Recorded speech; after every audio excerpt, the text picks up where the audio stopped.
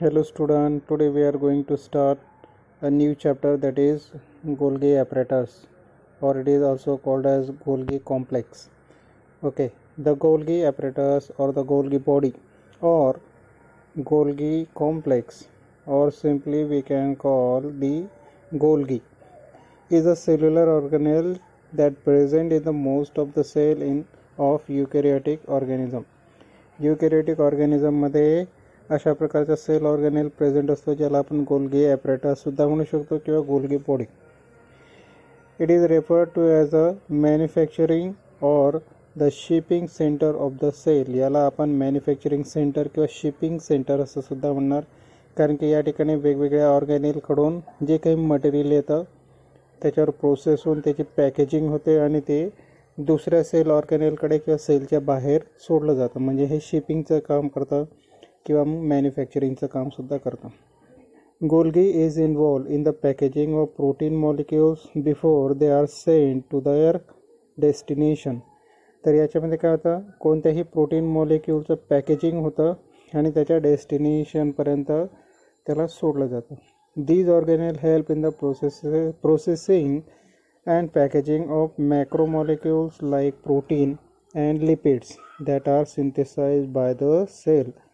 सेलमध्ये सिंथेसाइज होणारे प्रोटीन आणि लिपिड मॉलिक्युलचं अशा प्रकारे प्रोसेसिंग आणि पॅकेजिंग केलं जातं. And hence acts as a post office of the cell. Remember this, Golgi complex is also known as post office of the cell. ज्या प्रकारे पोस्ट ऑफिसमध्ये आपले डाक येतं आणि त्याच्यावर त्याचं सेपरेशन केलं जातं, ओके, आणि त्याला त्याच्या ॲड्रेसप्रमाणे त्याच्या ॲड्रेसवर सोडलं जातं. तर हेच काम या ठिकाणी हा ऑर्गॅनेल करणार आहे, म्हणून त्याला post office of the cell असं सुद्धा म्हटलं जातं. Golgi apparatus was discovered in the year 1898 by Italian biologist Camillo Golgi. Camillo Golgi या इटालियन बायोलॉजिस्टने सगळ्यात आधी 1898 मध्ये त्याला डिस्कवर केलं या ऑर्गॅनेलला, आणि त्याच्याच नावानुसार याला गोल्गी बॉडी किंवा गोल्गी ॲपरेटर्स किंवा गोल्गी कॉम्प्लेक्स म्हणून या ऑर्गॅनेलला संबोधलं जातं. About the structure of Golgi apparatus under electron microscope. Electron microscope खाली जर आपण याला इलेक्ट्रॉन मायक्रोस्कोप खाली बघितलं, Golgi apparatus is seen to be a composed of stacks of flattened structure. हे काय आहे, stacks of flattened structure आहे याप्रमाणे, okay, that contain numerous vesicle and containing secretory granules. त्याच्यामध्ये काही वेसिकलसुद्धा प्रेझेंट आहेत या ठिकाणी, आणि त्या वेसिकलमध्ये काय प्रेझेंट आहे, वेसिकलमध्ये प्रेझेंट आहे secretory granules, okay. Golgi apparatus is morphologically very similar in plant and animal cell. Plant आणि ॲनिमल सेलमध्ये गोल्गी कॉम्प्लेक्स हे मॉर्फोलॉजिकली सिमिलर दिसतात, ओके, बाहेरच्या ॲपिअरन्सनुसार. However it is extremely pleomorphic. पण ते फारच प्लिओमॉर्फिक आहे, म्हणजे वेगवेगळ्या फॉर्ममध्ये ते आढळतात. In some cell types it appears compact and limited and other spread out and reticular. काही सेल्समध्ये ते फार कॉम्पॅक्ट झालेले आणि लिमिटेड काहीच प्रमाणात, पण काही सेलमध्ये भरपूर ठिकाणी स्प्रेड झालेले आणि नेटवर्क लाईक. रेटिक्युलर म्हणजे नेटवर्क किंवा नेट लाईक असे ते असतात, वेगवेगळ्या फॉर्ममध्ये असतात, म्हणून आपण त्याला प्लिओमॉर्फिक असं म्हटलेलं आहे. Morphology pleo, okay, having different types of morphology. Typically however Golgi apparatus appear as a complex array of interconnecting tubules, vesicle and cisternae. तर या ठिकाणी हा एक कॉम्प्लेक्स आहे ज्याच्यामध्ये कोणकोणत्या प्रकारचे पार्ट असतात.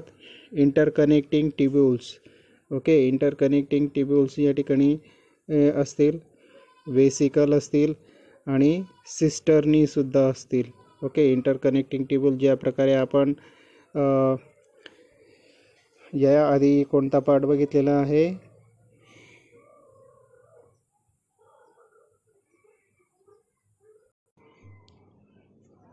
ट्युब्यूल वेसिकल सिस्टर्नी हे आपण एंडोप्लाझ्मिक रेटिक्युलममध्ये सुद्धा बघितलेलं आहे. तर आपल्याला माहीत आहे की वेसिकल म्हणजे काय, ट्युब्यूल म्हणजे काय आणि सिस्टर्नी म्हणजे काय.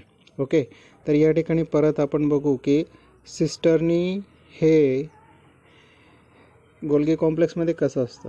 तर cisternae it is simple unit of Golgi complex. Cisternae, it is the simplest unit of the Golgi complex is the cisterna. Okay, cisternae is about 1 micron in diameter. त्याचा diameter किती असेल 1 micron. Okay, and it is central, flattened, plate like or saucer shaped. Okay, these are compactly packed.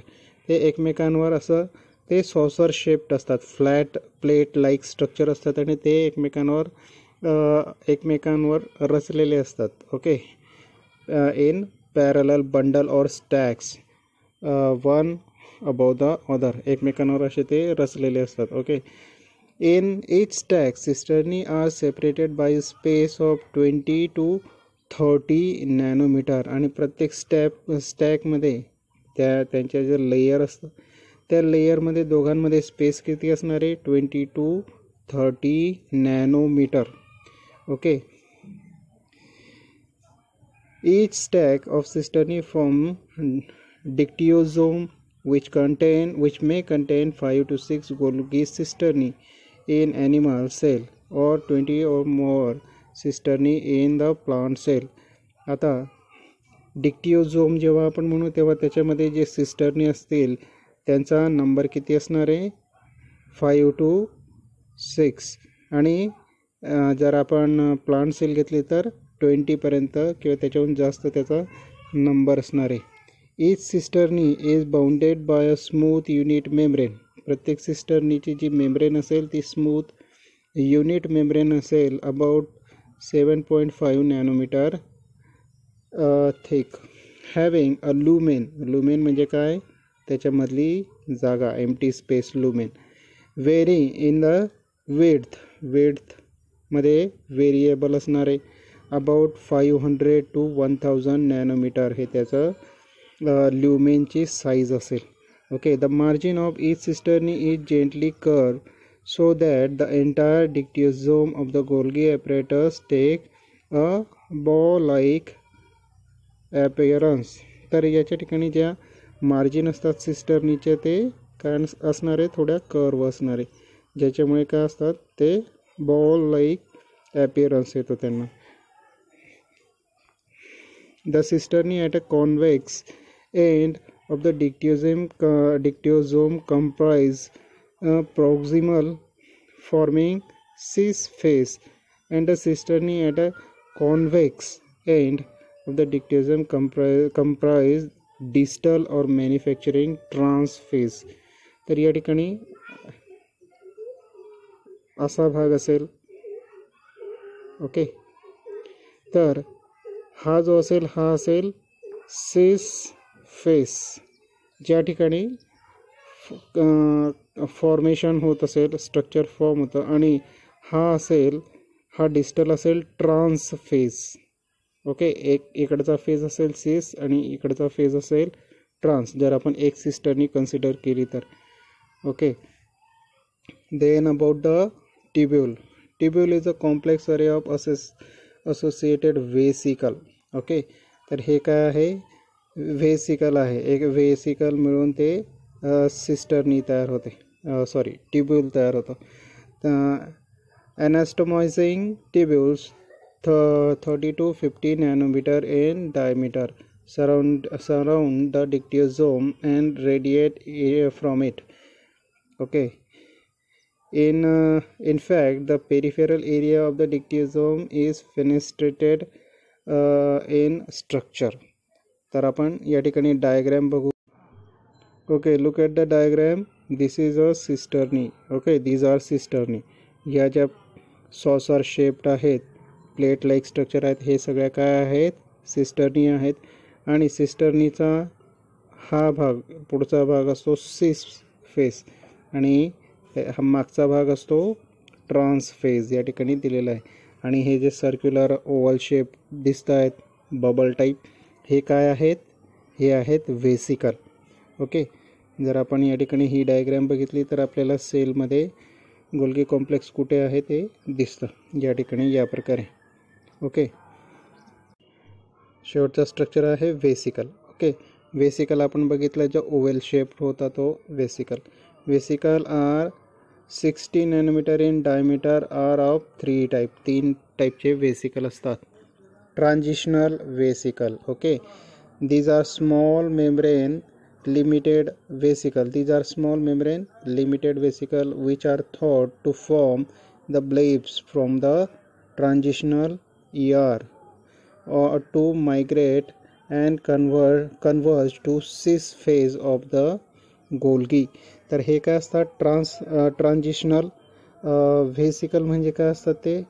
हे pass होतात through to form a bleb from the transitional ER जी असते endoplasmic reticulum, त्याच्यापासून ते migrate होतात आणि गोल्गी कॉम्प्लेक्सच्या सिस फॉर्मवर ते अटॅच होतात. सिस फॉर्मवर अटॅच झाल्यानंतर जे काही ते मटेरियल आणलेलं असतं ते गोल्गी कॉम्प्लेक्समध्ये ते पोर करतात, सोडून देतात. Okay, where they coalesce to form a new cisternae. आणि या ठिकाणी समजा जर असे वेसिकल एकत्र आले, या ठिकाणी हा गोल्गी कॉम्प्लेक्स आहे, गोल्गी कॉम्प्लेक्सची सिस्टर्नी आहे आणि जर एंडोप्लाझमिक रेटिक्युलम पासून कडून जर हे वेसिकल आले तर ते एकत्र येऊन काय होतात? एक परत नवीन सिस्टर्नी फॉर्म करतात. सिक्रेटरी वेसिकल कोणत्या प्रकारचे असतात? Are varied size membrane limited vesicle. तर यांची साईज ही वेगवेगळी असते. That discharge from the margin of the cisternae of Golgi. तर गोल्गीच्या मार्जिनमधून, ओके, गोल्गी कॉम्प्लेक्सच्या मार्जिनमधून काय होतात? हे ब्रेक होतात, हे तयार होतात. They often occur between the maturing phase of the Golgi and the plasma membrane. तर हे जो मॅच्युरिंग फेज असतो मागच्या बाजूला, त्या ठिकाणी अशा प्रकारे सिक्रेटरी वेसिकल तयार होतात. आता secretory vesicle as the name suggest they have something that is to be transport from other place. Okay, नंतर आहे क्लॅथरीन कोटेड वेसिकल. आता याला क्लॅथरीन कोटेड वेसिकल का म्हणतो? Are the spherical protuberance about 50 micrometer in diameter. हे 50 मायक्रोमीटर डायमीटर असलेला vesicle असतो, जो एक स्पेरिकल प्रोट्रुबरन्स आहे, सिस्टर्नीपासून वेगळा झालेला part. Okay, and with the rough surface. They are found at the periphery of the organelle. आणि ते ऑर्गॅनेलच्या पेरिफेरीवर तयार होतात, आजूबाजूला तयार होतात या प्रकारे.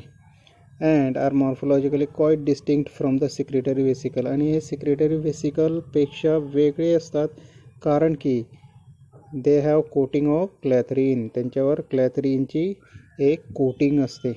R known to play a role in the intracellular traffic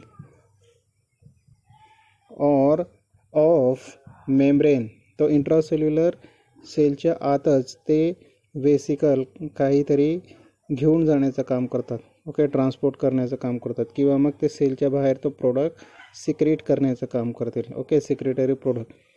आणि सेलच्या आत कसं जातील ते? फ्रॉम एंडोप्लाझमिक रेटिक्युलमकडून गोल्गी कॉम्प्लेक्सकडे किंवा मग GL, या इथं बघतोय आपण GELR. ओके, या ठिकाणी गोल्गी कॉम्प्लेक्स, एंडोप्लाझमिक रेटिक्युलम आणि शेवटी यायला पाहिजे होता लायसोझोम. ओके, तर अशा प्रकारे ते काय करतात?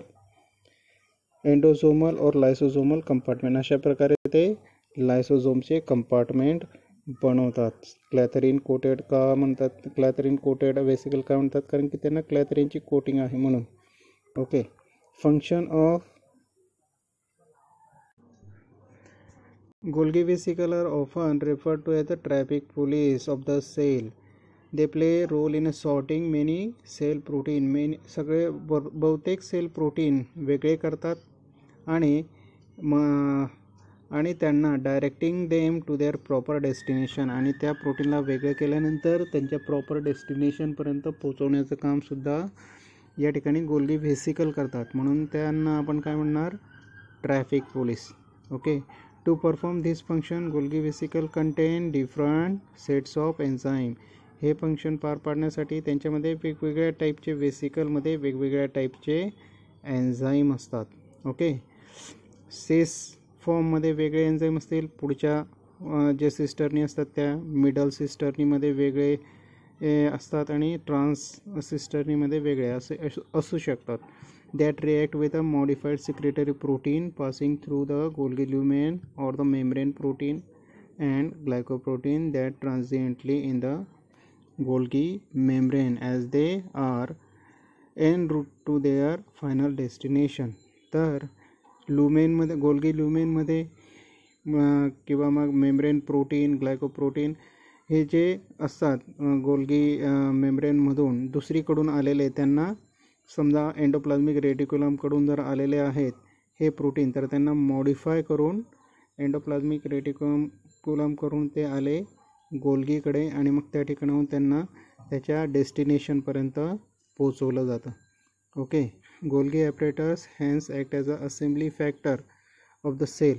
या ठिकाणी काय होतं की वेगवेगळ्या ठिकाणी आलेले प्रोटीन यांना मॉडिफाय करायचं म्हणजे काय, ERकडून काही प्रोटीन आले, RERकडून प्रोटीन आले, स्मूथ एंडोप्लाझ्मिक रेटिक्युलमकडून काही लिपिड आले, त्यांना कंबाईन करून अजून दुसऱ्या काही लिपोप्रोटीन असे लिपोसॅकराइड असे तयार केले जातात. म्हणून यांना असेंब्ली फॅक्टरीसुद्धा असं म्हणतात. ओके. या ठिकाणी काय होतं, raw material cells factory of the cell where the raw materials are directed to the Golgi apparatus before being pass from the cell. तर सेलच्या बाहेर कोणताही प्रोडक्ट पाठवण्याआधी त्याला गोल्गी ॲपरेटर्सकडे पाठवलं जातं आणि त्या ठिकाणी त्याचं प्रॉपर मॅन्युफॅक्चरिंग होतं. In plants, in animal cell Golgi apparatus is involve in a packaging and exocytosis of the following material. Golgi complex हे कशात इन्व्हॉल्व असतं, पॅकेजिंगमध्ये आणि एक्झोसायटोसिस म्हणजे सेलच्या बाहेर मटेरियल जेव्हा सोडतो आपण, जेव्हा सेल काही मटेरियल सेलच्या बाहेर टाकते तेव्हा त्याला आपण म्हणतो exocytosis. Okay. Example, zymogen of exocrine pancreatic cell. Pancreatic सेलमधला एन्झाईम आहे झायमोजेन. ओके. हा सुद्धा बाहेर टाकतो. म्युकस मेम्ब्रेन आहे गॉबलेट सेलमध्ये, इंटेस्टाईनचा गॉबलेट सेल सिक्रेट करतो म्युकस. ओके. लॅक्टोप्रोटीन सिक्रेट होतो मॅमरी ग्लँडमधून. ओके.